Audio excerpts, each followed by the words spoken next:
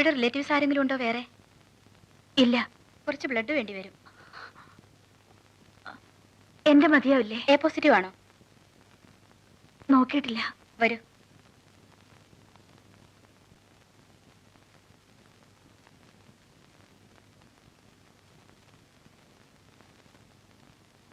മോനെങ്ങനെ? പുറമേ ഫ്രാക്ചർ ഒന്നും ഇല്ല. തലയ്ക്കുള്ളിൽ വല്ല ഇഞ്ചുറി ഉണ്ടോന്ന് ടെസ്റ്റ് ചെയ്ത് നോക്കണം.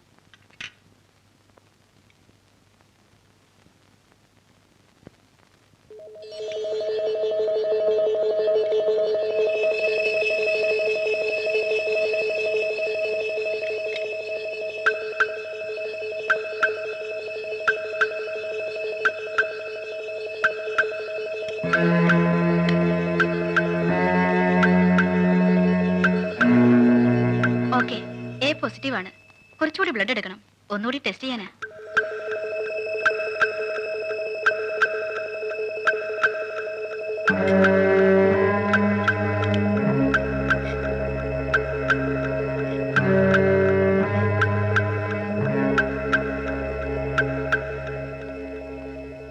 തൽക്കാലം ഒന്ന് സ്റ്റോപ്പ് ചെയ്തോളൂ. ഞാൻ പറഞ്ഞിട്ട് മതി. ശരി. ആരാണ് ഈ ആനി? കുട്ടിയുടെ അമ്മയാണ്. ഏതായാലും എമർജൻസി അല്ലല്ലോ. ബ്ലഡ് പുറമേ നിന്ന് അറേഞ്ച് ചെയ്യാൻ പറയും. ശരി. സിസ്റ്റർ, കൺഫേം ചെയ്യുന്നതിന് മുമ്പ് ഒരിക്കൽ കൂടി ബ്ലഡ് ടെസ്റ്റ് ചെയ്യണം. വേണമെങ്കിൽ ചീഫ് ടെക്നീഷ്യനോട് വിളിച്ചോളൂ. യെസ്. മോനെ, നല്ല വേദനയുണ്ടോ?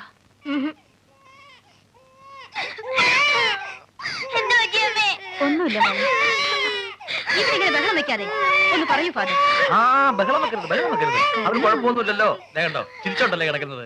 ലേശം പനിയുണ്ട്, അത്രേ ഉള്ളൂ. പനി ഇത് കുറച്ച് പാലാണ്, നല്ലോണം ആറ്റിയിട്ട് ഞാൻ ഡോക്ടറെ കണ്ടിട്ട് വരാം. കരയാൻ പാടില്ല. മോനു, കരല്ലേ. Good morning. Good morning father. ഇരിക്കൂ. കാലത്ത് ആ ആക്സിഡന്റ് പറ്റിയ കുട്ടി ടോണി, കോംപ്ലിക്കേഷൻസ് എന്തെങ്കിലും? കുറച്ച് ബ്ലഡ് പോയിട്ടുണ്ട്. ഭാഗ്യത്തിന് ഹെഡ് ഇഞ്ചുറി ഒന്നുമില്ല. He'll be all right. Thank God. ഞങ്ങൾക്ക് വളരെ വേണ്ടപ്പെട്ട ഒരു ഫാമിലിയാണ്. അതാണ് ഞാൻ തന്നെ നേരിട്ട് വന്നത്. സിസ്റ്റർ, കുട്ടിയുടെ അമ്മയില്ലേ ആനി, ഒന്ന് വരാൻ പറയൂ. ശരി ഡോക്ടർ. ഈ ഫാമിലിയെ ഫാദറിന് എങ്ങനെ അറിയാം? ഞങ്ങളുടെ ഓർഫനയിലായിരുന്നു രണ്ടുപേരും, ആനിയും ജോണിയും. ലവ് മാരേജാ. ആനിക്ക് സെമിനാരിയിലെ കുട്ടികളെ വയലിൻ പഠിപ്പിക്കുന്ന ഒരു ജോലി തരപ്പെടുത്തി കൊടുത്തിട്ടുണ്ട്. ജോണി മലനാട് പ്ലാന്റേഷൻസിൽ ഡ്രൈവറാ. വരൂ. കുഴപ്പമില്ല, പേടിക്കാനൊന്നുമില്ല എന്ന് ഡോക്ടർ പറഞ്ഞു. ഇടയ്ക്കിടയ്ക്ക് തലവേദന, പനി ഒക്കെ വരാറുണ്ടായിരുന്നു? അങ്ങനെയൊന്നുമില്ല. ഈ ആക്സിഡന്റിന് ശേഷം. No, I am asking about you. എനിക്കോ? മൂക്കിൽ നിന്നും സാധാരണ ബ്ലഡ് വരിക, അങ്ങനെ എന്തെങ്കിലും? ഓ, 2-3 തവണ എങ്ങനെ ഉണ്ടായി. ഡിസ്പെൻസറിയിൽ നിന്ന് പറഞ്ഞത് സൈനസൈറ്റിസിന്റെ ആണെന്നാ. ഒരു തരം വല്ലാത്ത തലവേദന എന്ന് വെച്ചാൽ യൂഷ്വൽ അല്ല, ഇങ്ങനെ അകത്ത് വന്ന് സ്ക്വീസ് ചെയ്യുന്ന മാതിരി? ഇടയ്ക്കിടയ്ക്ക് വരും. ഈ ചെന്നിക്കുത്ത് പോലെ. എന്തെങ്കിലും മരുന്ന് കഴിക്കും, അപ്പൊ തന്നെ മാറുകയും ചെയ്യും.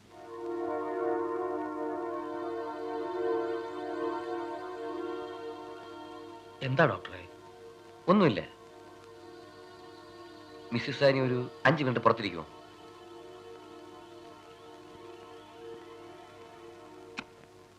അല്ല, എനിക്ക് മനസ്സിലായില്ല.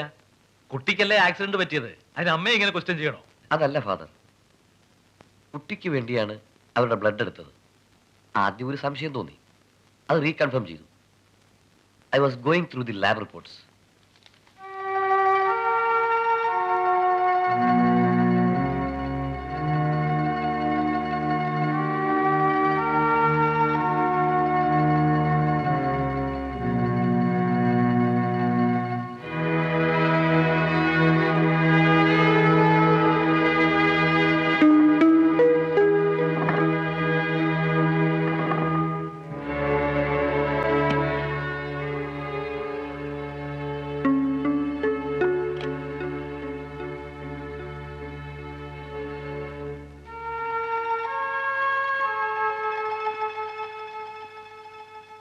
ഫാദർ,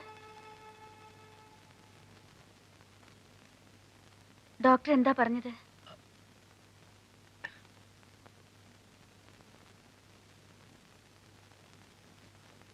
എന്താ ഫാദർ? ജോണി ജോണി എന്ന് വരും. 2 ദിവസം കഴിയും. എന്താ?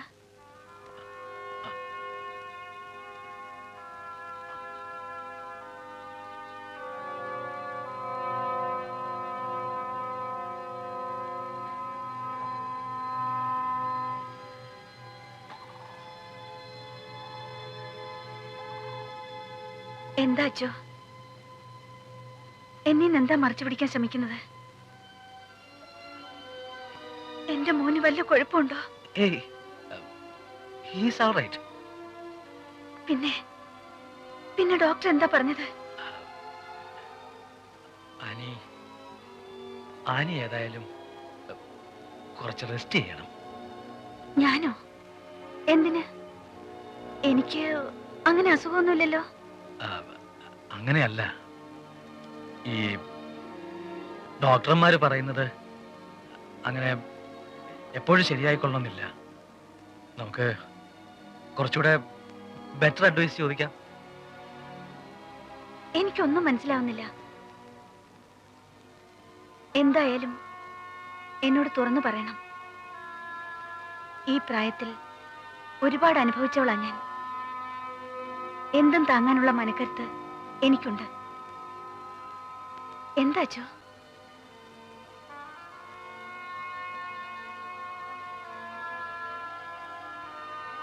ഡോക്ടർ പറയുന്നത് ടെസ്റ്റ് ചെയ്തപ്പോ ആനിയുടെ ബ്ലഡിൽ ഈ വൈറ്റ് കോർപ്പസൽസിന്റെ കൗണ്ട് വളരെ കൂടുതലാണെന്നാണ്. അതിന് മരുന്ന് കഴിച്ചാൽ മാറില്ലേ? മരുന്ന് കഴിച്ചാൽ കുറച്ച് പഴകിപ്പോയതുകൊണ്ട്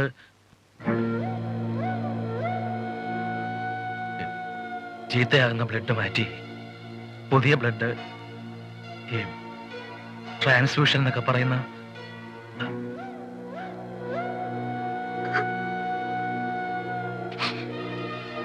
അതല്ലാതെ വേറൊന്നും ചെയ്യാനില്ലെന്നാ ഡോക്ടർ പറയുന്നത്. എന്റെ കർത്താവേ, ആനി, തളർന്നു പോകരുത്. മനസ്സിന്റെ ശക്തി ചോർന്നു പോകാൻ സമ്മതിക്കരുത്. ആയുസ് നീട്ടിക്കിട്ടാൻ നമുക്ക് ദൈവത്തോട് പ്രാർത്ഥിക്കാം.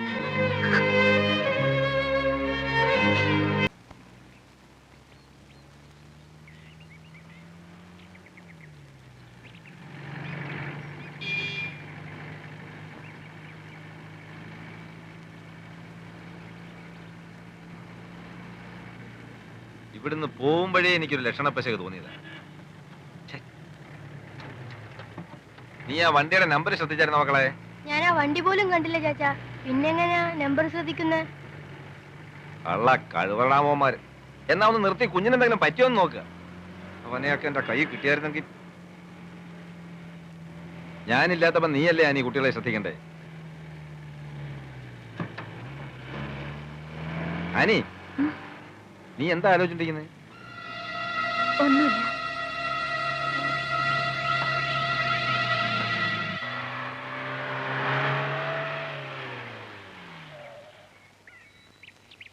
ഡേടാ, അതൊക്കെ ഇറങ്ങ. ഒരാഴ്ച നല്ലോണം ശ്രദ്ധിക്കണമെന്നാ ഡോക്ടർ പറഞ്ഞേക്കുന്നത്. എല്ലാം കരിഞ്ഞോടാ? ആ കരിഞ്ഞു. മോനു വേണ്ട, നീ എടുക്കണ്ട. ആരുമില്ല.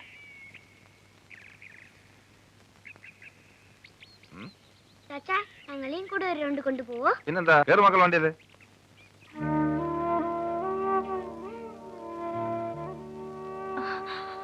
എന്താ, എന്തു പറ്റിയമ്മേ? ഒന്നുമില്ല. എന്തിനാ അമ്മ കരയുന്നേ? പേടിച്ച പോലെ ഒരു അപകടവും ഇല്ലാണ്ട് ടോണി തിരിച്ചു വന്നല്ലോ. അതിന്റെ സന്തോഷത്തിലാ. എല്ലാവർക്കും ഇത്തിരി കാപ്പി തിളപ്പിക്കാം. നീ ആ വിറയും കിട്.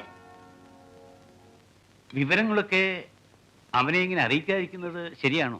അവക്ക് അവനോട് പറയാനുള്ള ധൈര്യമില്ല. അവൻ വില്ലനും കള്ളനും ഒന്നും അല്ലച്ചോ. മനസ്സിന് കട്ടിയില്ലാത്തവനാ, ഒരു പാവം. ഈ വിഷമം കയറി അവനിനി കള്ളുഷാപ്പിൽ തന്നെ താമസമാക്കുമെന്ന ആനയുടെ പേടി. എന്നോടൊന്ന് പറയാനാ അവിടെ പറയുന്നേ. ഞാൻ എങ്ങനെ അച്ചു ഇങ്ങനൊരു കാര്യം ആലോചിച്ചിട്ട് ഒരെത്തും പിടിയും കിട്ടുന്നില്ല. അച്ഛൻ വല്യപിതാവിനെ കാണുമ്പോൾ ഒന്ന് പറയണം. ഈ അവസ്ഥയിൽ കുടിയൊഴിപ്പിക്കലിന്റെ കാര്യം പ്രസ് ചെയ്യാന്ന് പറഞ്ഞാൽ അത് വലിയ ക്രൂരതയാണ്. ഏറിപ്പോയാൽ അവക്കിനി 1 കൊല്ലം. ഞാൻ പറഞ്ഞു നോക്കാം. അച്ഛൻ പറഞ്ഞു നോക്കിയാ പോരാ, അരവനെന്ന് സമ്മതിപ്പിക്കണം. സമ്മതിപ്പിക്കാം.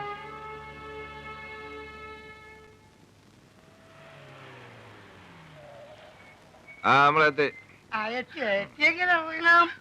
ഇറങ്ങി ഉം. പോയി കോഴി? ഏത് കോഴി? അത് പൊട്ടാൻ ഇതാവൂ. അതിലേ വേണം. പട്ടി ഇതിനെ ഇവിടെ പട്ടി നല്ല വടിയെടുത്ത് വന്നേക്കോ. ആഹാ എന്നാടാ വീതടാ നോക്കിക്കാന്നേ കോഴിയെ വിടാ.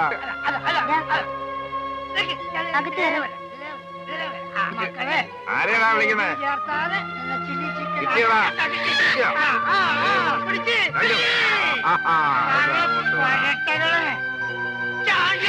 വേണ്ടടാ ഫോട്ടോ. അനിയേ കഴിഞ്ഞ ആഴ്ച മനോരമ പാചകവിധി കണ്ടതുപോലെ ഇതിനെ തന്തൂരിയോ ബാംഗ്ലൂരിയോ ഒക്കെ ഒന്ന് ആക്കടി. കുടിയും കൂത്താട്ടും ഒക്കെ ഷാപ്പിലും പെരുവഴിയിലും മതി. ഈ വീട്ടിൽ ഞാനിത് സമ്മതിക്കില്ല. ഒച്ച വയ്ക്കണ്ട. സന്ധ്യ സമയത്ത് പിള്ളേർക്ക് 4 അക്ഷരം പഠിക്കണം. അനേ ഇങ്ങോട്ട് ഇറങ്ങി വാടി. ആനമ്മക്ക് ഇഷ്ടത്തിന് പിന്നെ എന്തിനാ നമ്മള് അലമ്പാക്കുന്നത്? ഞങ്ങൾ പോവാ. ഇതങ്ങനെ വിട്ടാ ശരിയാവില്ല. നിങ്ങൾ പോവാൻ വരട്ടെ. ഇതെന്റെ വീടാണോ അതോ അവളുടെ വീടാണോ അതോ അവളുടെ തന്തയുടെ വീടാണോ എന്ന് എനിക്ക് ഇപ്പൊ അറിയണം. നമ്മള് പോവാ. നമുക്ക് ഷാപ്പിലേക്ക് പോവാം. ഞാനാണോ നീയാണോ ഈ വീടിന്റെ നാഥൻ? പറയടേ, ഞാനാണോ നീയാണോ? തലയിരിക്കുമ്പോ വാല ആടുകൂടി ആടുകൂടി.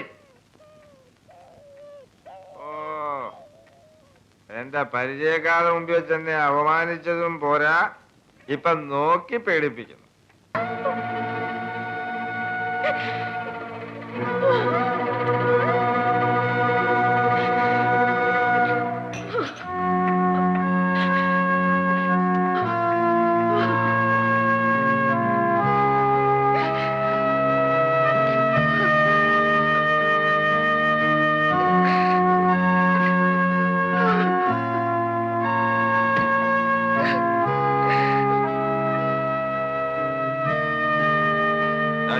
ചാടി കുഞ്ഞേ, ചാടി കുഞ്ഞേ,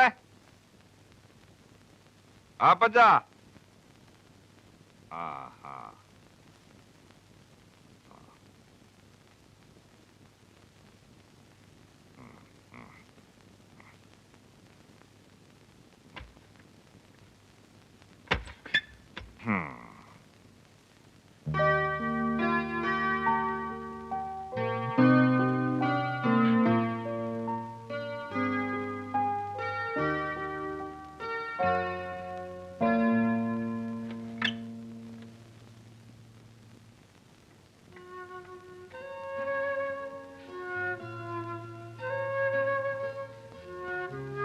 അനി, നമ്മുടെ മോൻ വലിയൊരു ആപത്തിൽ നിന്ന് രക്ഷപ്പെട്ടതിന്റെ സന്തോഷത്തിന് ഞാനൊരിത്തിരി കൂട്ടുകാരെയൊക്കെ വിളിച്ച് നമുക്ക് എല്ലാവർക്കും കൂടെ ഒന്ന് ആഘോഷിക്കാമല്ലോ എന്ന് കരുതിയ. നീ എന്നോട് ക്ഷമിക്കാനി, തെറ്റ് എന്റെയാ. ഞാൻ ഇതുവരെ നിന്നെ തല്ലിയിട്ടില്ലല്ലോ. ആദ്യമായിട്ടല്ലേ, അവസാനത്തെ ഇതുവാ.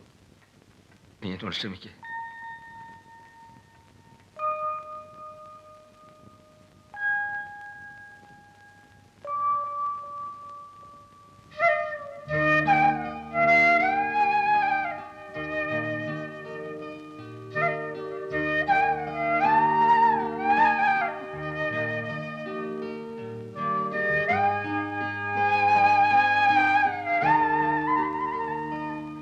ജോണി ഒന്നും അറിയരുതെന്ന് ഞാൻ ആദ്യം വിചാരിച്ചു. പറയാൻ എനിക്ക് ധൈര്യമില്ലാഞ്ഞിട്ടാ. ജോണിക്കൊന്നും താങ്ങാനുള്ള ശക്തിയില്ലെന്ന് അറിയാവുന്നോണ്ടാ. പക്ഷേ ഓരോ ദിവസം കഴിയും തോറും ജോണിയുടെ ഈ പോക്ക് കാണുമ്പോ ഇനിയെങ്കിലും ജോണി ഒന്നും അറിയാതിരുന്നാൽ. നമ്മുടെ കുഞ്ഞുങ്ങളുടെ കാര്യം ആലോചിക്കുമ്പോ എനിക്ക് പേടിയാവുന്നു. ഏത് നേരവും ഞാനും കുഞ്ഞുങ്ങളും മനസ്സൊരുക്കി ദൈവത്തിനോട് പ്രാർത്ഥിക്കുന്നുണ്ട്. നമ്മൾ ആരും അറിഞ്ഞുകൊണ്ട് ഒരു ദ്രോഹവും ആർക്കും ചെയ്തിട്ടില്ല. പിന്നെന്തിനാണ് കർത്താവ് നമ്മളെ ഇങ്ങനെ ശിക്ഷിക്കുന്നത്? അറിഞ്ഞൂടാ, എനിക്കൊന്നും അറിഞ്ഞൂടാ ജോണി. ആനി പറ, എല്ലാം ഞാൻ അനുസരിക്കാം. സത്യം, ഞാൻ എന്താ ചെയ്യേണ്ടത്? ഇനി ആർക്കും ഒന്നും ചെയ്യാനില്ല. തീരുമാനിക്കപ്പെട്ടത് അനുസരിക്കാൻ നിവൃത്തിയുള്ളൂ. ഇനി ഞാൻ അധികകാലം നിങ്ങളുടെ കൂടെ ഉണ്ടാവില്ല ജോണി.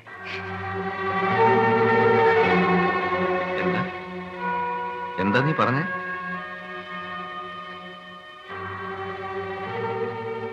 ഒരുപാട് പഴകിപ്പോയെന്ന് ഡോക്ടർ അച്ഛനോട് പറഞ്ഞു. മരിക്കാൻ എനിക്ക് പേടിയില്ല. പക്ഷേ ജീവിച്ചിരിക്കുന്നവരെ കുറിച്ച് ആലോചിക്കുമ്പോ എന്താ നീ പറയുന്നേ? എനിക്കൊന്നും മനസ്സിലാകുന്നില്ല. മോനെ ആശുപത്രി കിടന്നപ്പോ അവന് കൊടുക്കാൻ വേണ്ടിയാ എന്റെ ബ്ലഡ് എടുത്തത്. അതുകൊണ്ട് ഇപ്പോഴെങ്കിലും അറിഞ്ഞു.